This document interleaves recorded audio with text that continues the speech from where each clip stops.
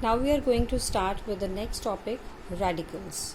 So before going deep into radicals, let us revise for the first 20 elements which we have studied in class 6 also. First number, hydrogen. Its symbol is H.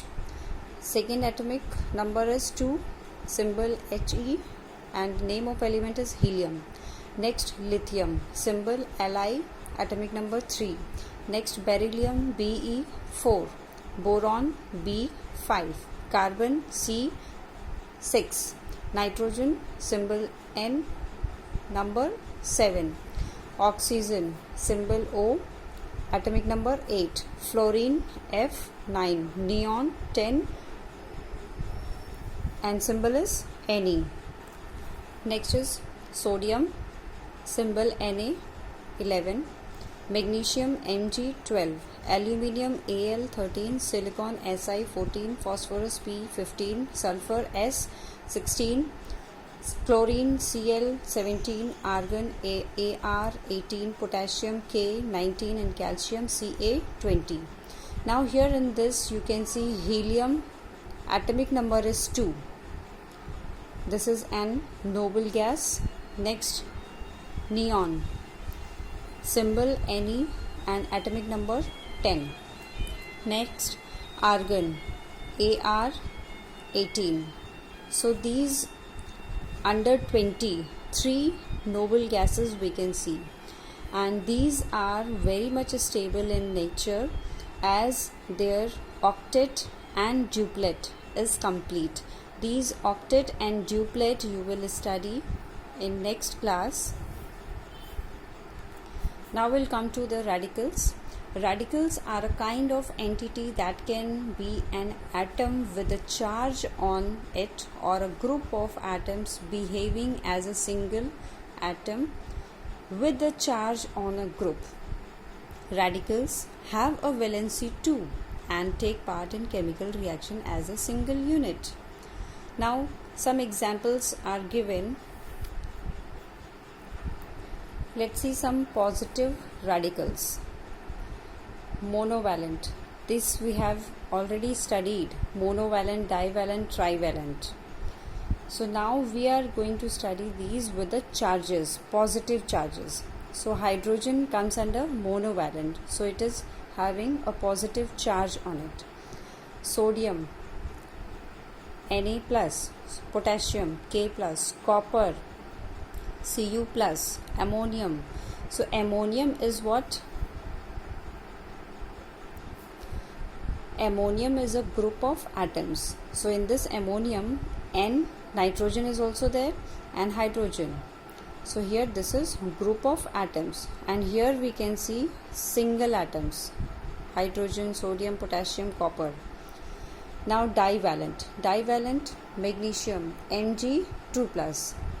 In previous page we have studied magnesium only Mg. Calcium we have studied Ca. Now here we are going to study the radicals, means the elements having charges with them. So when we talk about the charges, it becomes a radical, and that too if it is having positive charge then it is positive radical, and if it is having negative charge then it is having negative radicals. So here zinc, Zn, 2 plus, copper, Cu, 2 plus. So here we have studied also about the variable valency. Copper was showing variable valency. So here copper is having 1 valency and 2 valency both. That means copper comes under monovalent and divalent also. Now here trivalent, aluminium, Al3 plus, iron, Fe, 3 plus. And we have studied for iron also. Iron is also showing variable valency, Fe2 and Fe3 plus. Now we are going to study about the negative radicals.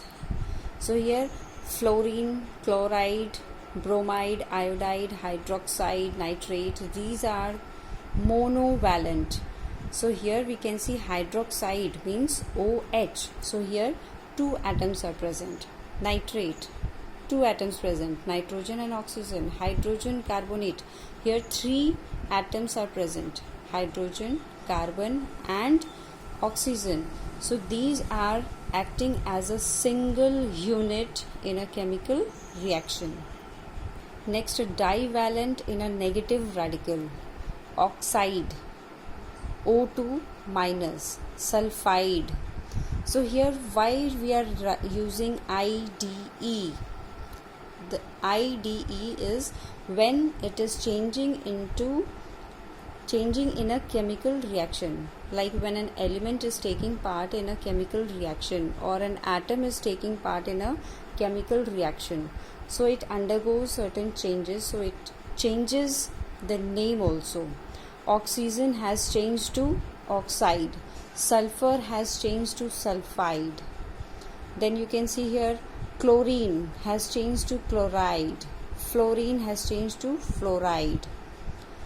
Here we can see in trivalent, phosphate. So here this phosphate is a negative radical, and here two atoms we can see, phosphorus and oxygen, and it is acting as a single unit which will take part in chemical reaction. Radicals are capable of independent existence, but they generally form compounds.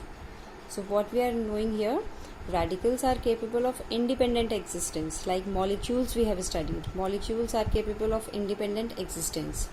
Now compounds of this kind are formed by the combination of oppositely charged radicals in such a manner that the charges are neutralized by each other. For example, one calcium radical will acquire only one carbonate radical to neutralize its charge to form a compound, that is CaCO3, that is calcium carbonate.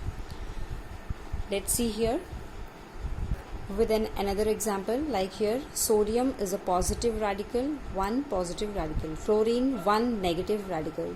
So when they will join together their valencies, that means their charges will be neutralized. Positive, negative will cancel each other and form NaCl, a single compound without any charge. Next you can see here calcium is having 2 plus, and here we can see oxygen O2 minus. So here also 2 plus and 2 minus, they will cancel each other and it will become CaO, that is calcium oxide. Next example we can see here iron, Fe3 plus. So it is combining with 3 negative radicals of chlorine, Cl minus, Cl minus and Cl minus. So here when these are joining together, their charges are getting cancelled, 3 plus and here 3 negatives. So they will cancel each other and form FeCl3 without any charge. Some more examples are given in this table, like sodium hydroxide, Na plus, and OH is having minus. So their charges gets cancelled and the formula forms is NaOH. Here we can take the example sodium hydrogen carbonate. Na is having positive charge and HCO3 is having negative charge. So here positive and negative charges gets cancelled and the formula comes NaHCO3. So this is how the radicals are shown with the charges or without charges. So with this I come to the end of today's content. We'll continue in next class. Thank you.